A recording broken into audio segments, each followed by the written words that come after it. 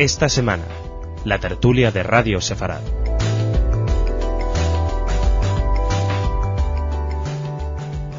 Shalom, bienvenidos un fin de semana más a nuestra tertulia de análisis, la tertulia de análisis político, aquí en los estudios de Radio Sefarad. Israel celebró su 59 cumpleaños, Hamás rompe la tregua, Dalia Itzig, la presidenta en funciones y presidenta del Parlamento israelí, visitó Madrid. También estuvo aquí el presidente de Pakistán, Pervez Musharraf, y se presentó también esta semana el manifiesto Israel y la defensa del progreso democrático en España. Hoy tenemos una tertulia concurrida y paso a presentar a nuestros invitados. Por un lado, Julio de la Guardia, que es periodista, estuvo viviendo años en Jerusalén, fue corresponsal de Cadena SER y del País. Julio, bienvenido a Radio Sefarad. Hola, buenas tardes. Julio, además, ha estado como portavoz en la frontera Gaza-Egipto en el año 2005-2006. En la misión de asistencia fronteriza de la Unión Europea y hasta 10 días atrás, coordinador de Relaciones Internacionales en el Partido Socialista. Julio, es un placer tenerte aquí. Hablaremos, entre otras cosas, de este manifiesto promovido por algunos miembros del Partido Socialista. Bueno. También nos acompaña hoy David de Ugarte, que es experto en tecnologías de la información. Estuvo con nosotros en Radio Sefarad hace ya por lo menos 2 años. Nos alegra, David, tenerte de nuevo. Muchas gracias. David es autor de 2 libros, uno de ellos 11M, Redes para ganar una guerra, y el otro libro, El poder de las redes, que es un pequeño manual de ciberactivismo. Brevemente, ¿qué es esto del poder de las redes? ¿Y este libro está ya en las librerías? No, esperemos que esté en los próximos meses, porque acabo de terminarlo. Y lo que está ahora es en la fase donde los lectores lo critican, lo leen, lleva 8.000 descargas en formato PDF, se puede descargar desde mi blog personal, que es deugarte.com, y se puede leer y se agradecen las críticas. La idea básicamente es que en un mundo cada vez más interconectado y con más peso de Internet, las posibilidades que nos ofrece Internet de comunicación a cada uno de nosotros son tan grandes que es desaprovechar demasiadas oportunidades no ser un ciberactivista. Un ciberactivista es alguien que lanza ideas con el ánimo de que se propaguen en la red y con el ánimo de cambiar estados de opinión. Entonces creo que las empresas, las personas, los colectivos están abocados al ciberactivismo, y es un pequeño manual que surge de la experiencia de una serie de cursos en América Latina que estuve dando para activistas sociales allí. El poder de las redes, de David de Ugarte. Hablaremos, si nos da tiempo, un poquito también del ciberactivismo y de la actividad de David, y presento a nuestro tercer invitado, Albert Sabanoglu, que no requiere mucha presentación porque ha estado con nosotros en muchas ocasiones. Nos alegra mucho también tenerte hoy aquí. Buenas tardes. Albert, por si alguien se incorpora recientemente a Radio Sefarad, es profesor del Instituto Empresa de Madrid y historiador, y también un gran conocedor de la política turca porque es su país de origen. Si os parece, comenzamos con ese 59 cumpleaños del Estado de Israel, el Día de la Independencia, que se celebró esta semana. Muchos periódicos israelíes dijeron que el sueño sionista se cumplirá cuando Israel esté en paz con sus vecinos, cuando ya no haya ruptura de treguas ni amenaza del terrorismo. ¿Cuál es la perspectiva que veis de paz actualmente, a 59 años de la creación del Estado de Israel? Julio. Bueno, yo llegué a Jerusalén en el año 1997, en noviembre, y estuve durante un año académico, ¿no? Y tuve la oportunidad de vivir el 50 cumpleaños del Estado, lo cual, bueno, pues para mí también fue una vivencia en sí misma. Entonces vivíamos en la fase álgida del proceso de paz, y pensábamos pues que todo lo que eran los acuerdos de Oslo y posteriormente los protocolos de White Plantation, Sharm el Sheikh y tal nos iban a llegar a un escenario de paz entre israelíes y palestinos y la creación de un Estado palestino.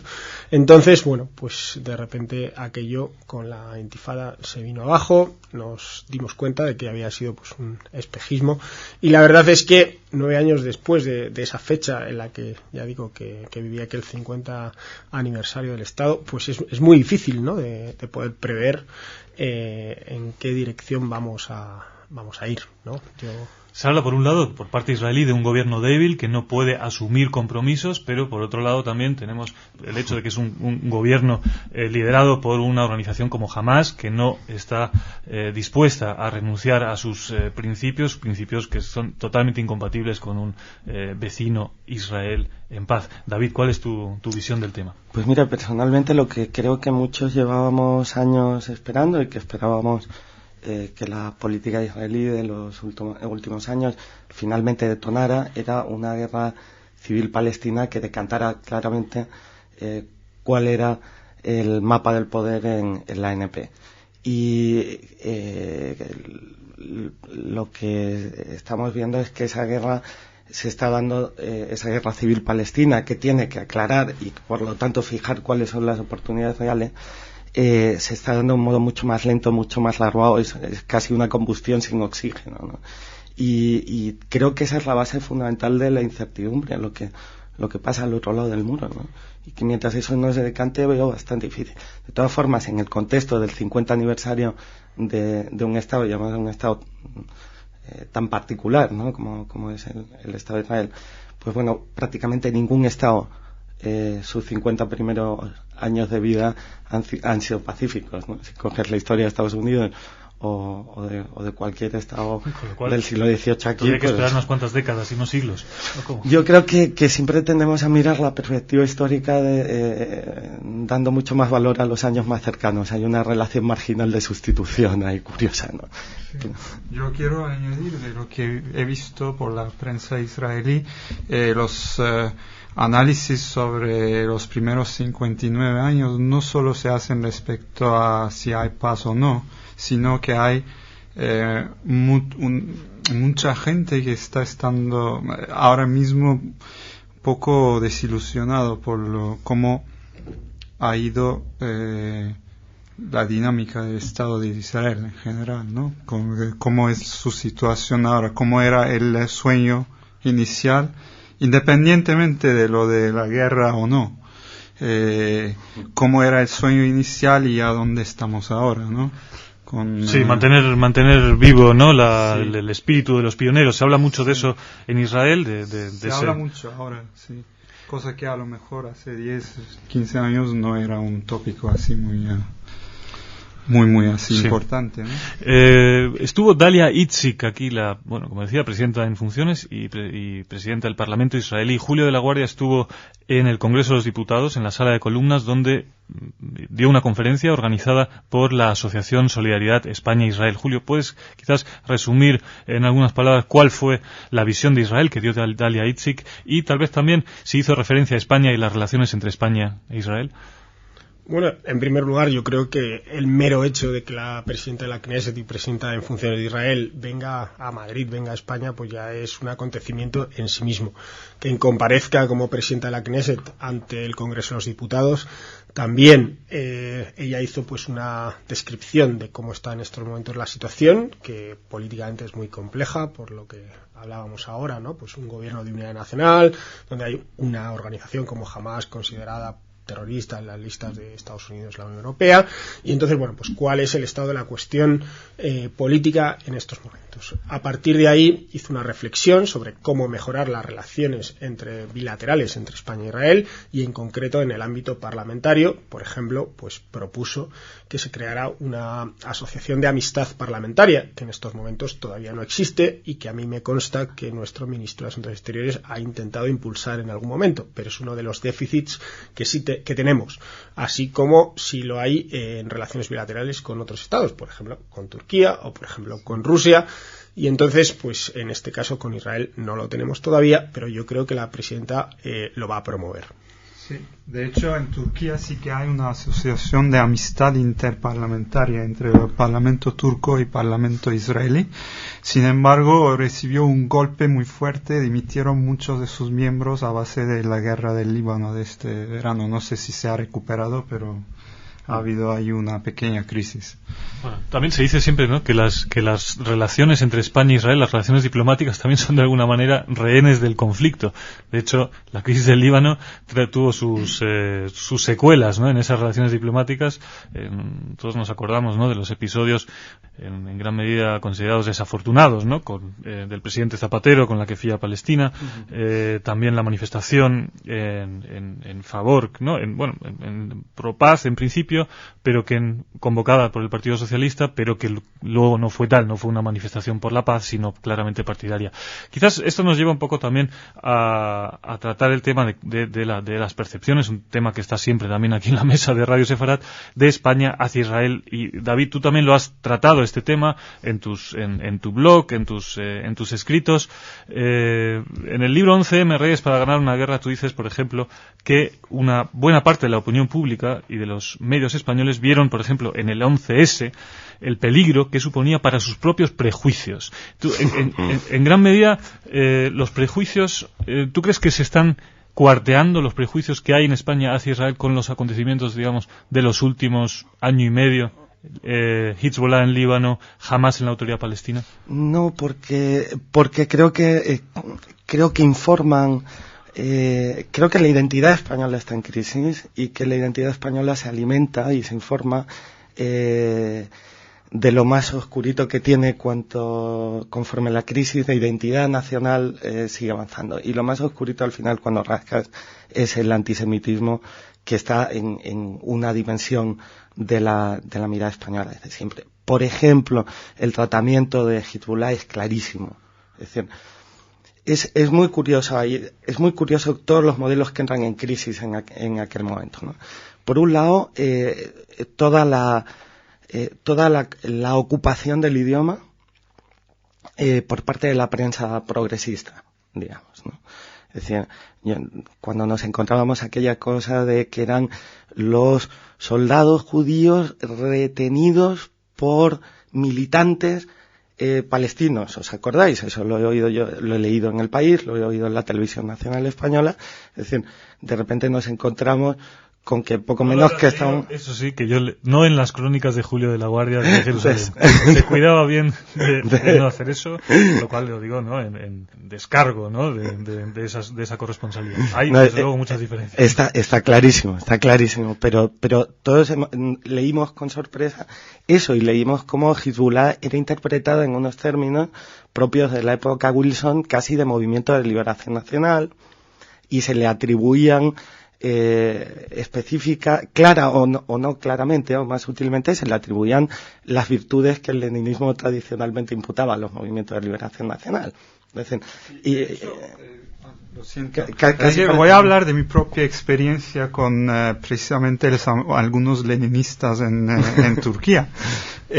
Pero esta visión es común a muchos países, los antiguos comunistas y los que siguen en la línea comunista ahora mismo en muchos países consideran a Hezbollah como un movimiento de grassroots, como dice, que un movimiento de liberación legítimo, y de hecho se han reunido hace poco ahí con Hezbollah todos los comunistas del mundo, el movimiento kurdo, etcétera, etcétera. Ha habido una gran reunión, gente anticapitalista en América, por ejemplo, ha participado, ¿no?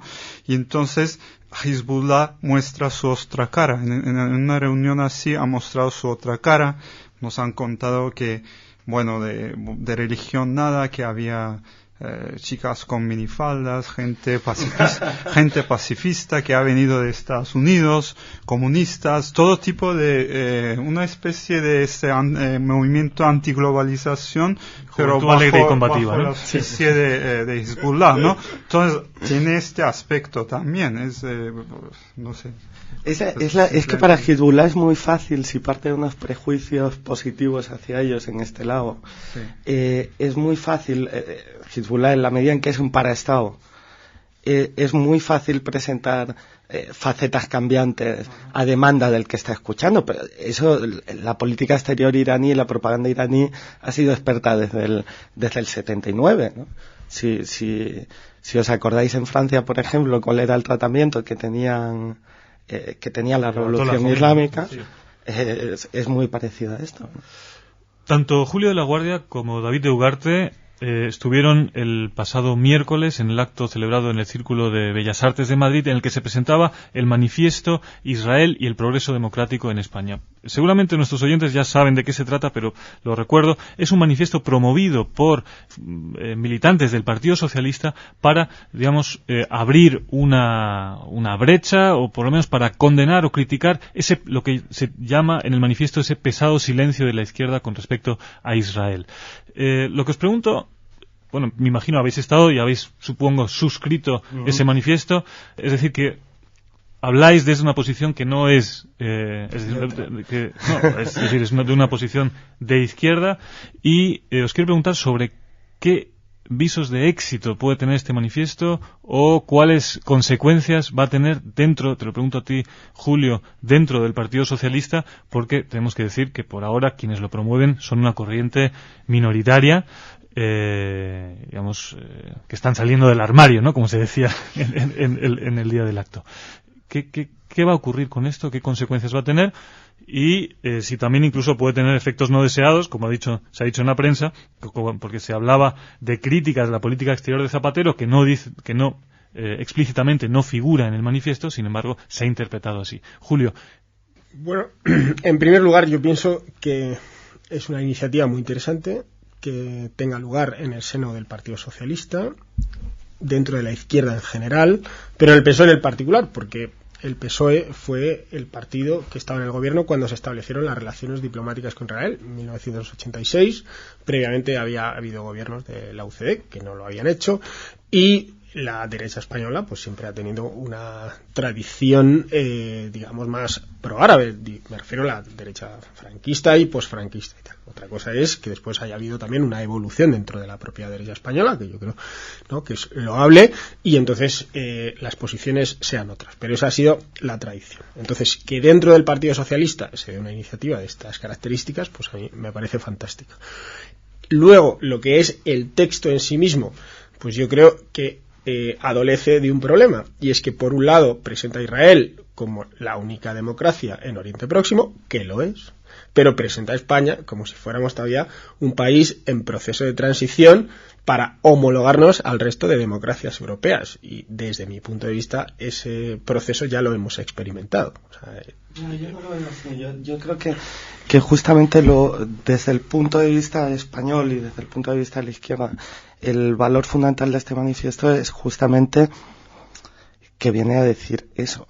Es decir, no la homologación con la tal, no, sino que viene a decir que la identidad de la izquierda española no será una identidad plena, definitivamente emancipada de sus orígenes de la resistencia al franquismo y sus veleidades de la época de los bloques, ¿no?, hasta que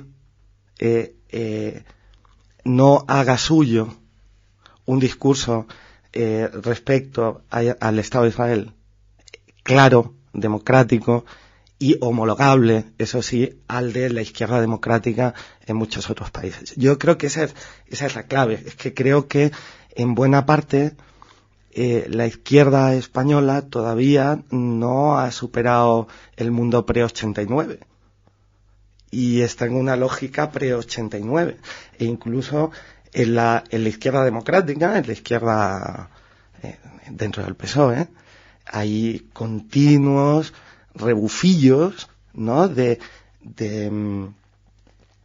continuos rebufillos ideológicos que son nostálgicos, sentimentales, pero claro, en una época donde los modelos tradicionales, los grandes armatostes teóricos de la izquierda llevan ya 15 años muertos, ¿no?, se han caído a cachos, lo sentimental, lo emocional y el discurso retórico son muy importantes y te llevan además a unos errores atroces, ¿no? Y creo que eso ha pasado con el discurso sobre Israel y Palestina, ¿no? Es decir, cuando escuchas a la izquierda española y a muchos compañeros del PSOE hablar sobre qué está pasando en la frontera o qué está pasando en Gaza o qué tal, los términos no son los términos de cuando escuchas a compañeros de partidos socialistas de otros países para los cuales es un problema, a fin de cuentas, es un problema fronterizo y de delimitación de fronteras y de establecimiento de unas reglas de juego.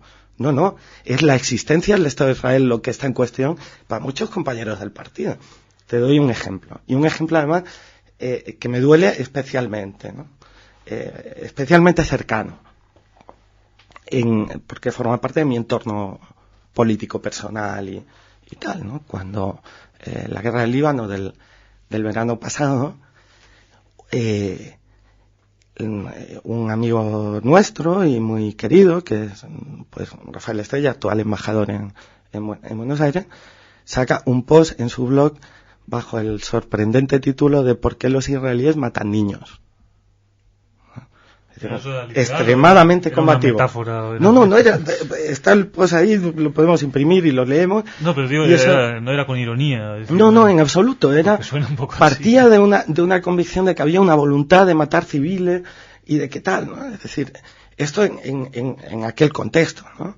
Es decir, claro, cuando eso empezamos a discutir y hay todo un entorno de blogs por los que estábamos en el viejo portal de Cyberpunk y todo esto, de repente ves todos los blogs de la llamada blogosfera progresista que en su mayoría se posicionan radicalmente siempre sobre las mismas metáforas. Pero hubo ahí también, David, perdón que te interrumpa, claro. Hubo también realmente supongo que eso también se reflejaría o se reproduciría en la blogosfera, lo que ocurría en el debate político nacional, es decir, que unos eran del PP y los otros eran del PSOE. Eso supongo que... No, pero todo eso te estoy hablando en blogs dentro de la blogosfera, digamos, progresista, ¿no? Ya, pero claro, que se situaría en contra de Israel. ¿Por qué? Porque el Partido Popular tomó una postura clara a favor del Estado de Israel. ¿No? Quizás es un poco eso, no sé, Julio, ante estas... Pero la cuestión no es tanto posicionarse sobre la legitimidad o no de la guerra a favor o en contra de Israel. La cuestión es que cada vez que Israel entra en un conflicto,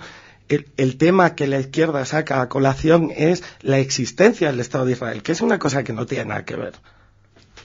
A ver, yo, en primer lugar, me vuelvo a remitir al texto del manifiesto y considero que hace ahí una serie de aseveraciones que no son pertinentes. O sea, yo creo que no es cuestión de que sea la izquierda española o el PSOE en concreto quien adolezca de un déficit democrático o lo que sea, o de desarrollo, como tal, plantea esto, sino España en su conjunto.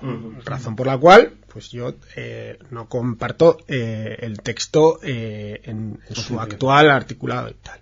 Luego, en relación a la guerra del Líbano, yo creo que no es que la izquierda, o en concreto el PSOE, discuta ni el derecho de existencia de Israel, ni el derecho a la legítima defensa de Israel. Lo que pide es que haya una proporcionalidad en el uso de la fuerza militar, que sin duda es superior a la del resto de sus vecinos. Entonces, esa es, desde mi punto de vista, la diferencia. No discutimos ni el derecho a la existencia de Israel, ni el derecho a la legítima defensa, sino simplemente la proporcionalidad respecto de las amenazas y los riesgos que tiene Israel. La cuestión de la proporcionalidad yo creo que nos llevaría a otro debate sobre la guerra, pero...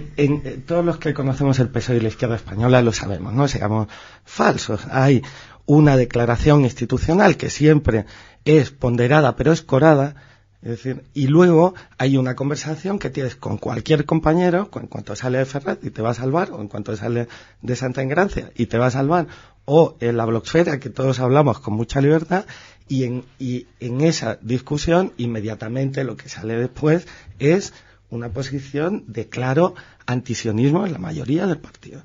Y para poder cambiar eso, para no seguir en el juego hipócrita de la declaración ponderada con lógica de Estado a la que a veces se le va la pinza, frente a la conversación del entorno progresista y del partido que está completamente ido a un discurso romántico antisionista, creo que es bueno que haya aparecido este manifiesto, que diga las cosas claramente y que permita además que se arme una discusión clara. Sobre el manifiesto, y reitero la pregunta, ¿qué consecuencias va a tener el manifiesto? Yo pienso que va, de momento, a abrir una discusión interna dentro del partido, lo cual me parece bueno. ¿Está pasando eso ya? ¿Lo aprecias? De momento lo que hay es una discusión externa, es decir, ha habido varios medios de comunicación que le han querido dar pues unos matices, unas interpretaciones a la emergencia de este manifiesto, en ciertos casos, desde mi punto de vista, malintencionados, y no voy a citar aquí a ningún medio, pero lo pienso, y entonces, pues yo creo que de momento ha generado una discusión externa que, bueno, pues es un buen comienzo.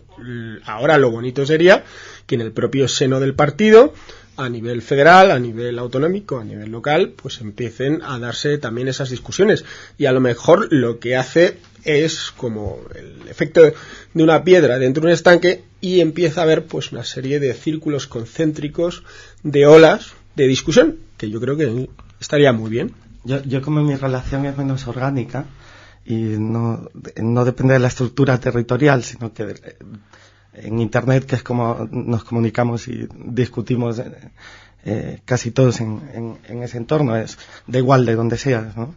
El efecto es un efecto, el primer efecto es un efecto de salir del armario, ¿no? Como decías tú, ¿no? El tío que siempre había sido, entre comillas, pro, ¿no? O que había sido más claro en tal, de repente dice, hostia, pues no sabía que Jorge Azpizú andaba en esto también, ¿no? Y entonces, pues... también. Tú también, tú eres de estos, ¿no? Y esto permite, bueno, pues que haya... de que la situación no sea yo quien solitario creo esto, sino que la primera conversación que se forme sea la de los simpatizantes en torno a las posiciones del manifiesto. Creo que es buena. Luego de ahí yo ya espero que eso se, como dices tú, haga onda y se articule un debate más normal. Ahí, ya en un debate más amplio, sí que estaría muy bien tener la complicidad de la estructura del partido, ¿no? Que creo que debería alimentarlo y que estaría bien, salga lo que salga, ¿no? Para terminar, Albert, has hablado menos sobre esto. ¿Quieres intervenir antes de que terminemos? No, me parece muy bien, pero yo lo único que quería decir, que el fenómeno que decías de la izquierda sobre la actitud sobre Israel, sobre todo en la guerra del Líbano y todo, yo no creo que se especifica a España, es decir, aunque las otras izquierdas en Francia, por ejemplo, el discurso oficial puede ser que, bueno, aceptamos bien Israel, etcétera, pero realmente dentro de la izquierda francesa hay corrientes muy semejantes, ¿no? Que incluso llegan a negar. Pero posiblemente dentro del, o sea, si uno ve lo sucedido, el gobierno español sí que se decantó más claramente que otros gobiernos europeos en el caso de la guerra de Israel con Hezbollah.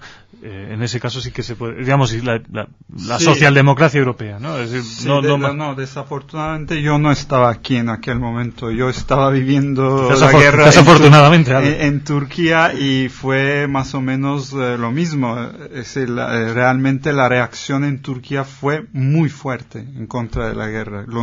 Como nunca se había visto porque en general la actitud hacia Israel y el conflicto con los palestinos, etcétera, suele ser bastante suave, más ecuánima, digamos. Sí, tú lo destacas siempre, más que en España, curiosamente. Sí, en general sí, pero en este caso no sé cómo fue en España, pero realmente fue, bueno, desde mi punto de vista fue desagradable vivirlo ahí.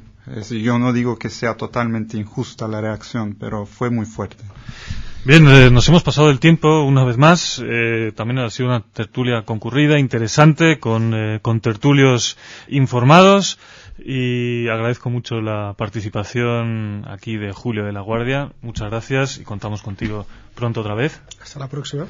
Y David Ugarte, dejaremos para otra ocasión, o quizás para una entrevista, el concepto de sionismo digital, y dejamos ahí con la incógnita a nuestros oyentes para que nos lo desarrolles en una próxima ocasión. Genial, encantado. Gracias, David, y gracias, Albert, también, Albert Sabanoglu. Hasta siempre, amigos, shalom, feliz fin de semana, hasta pronto en Radio Sefarat.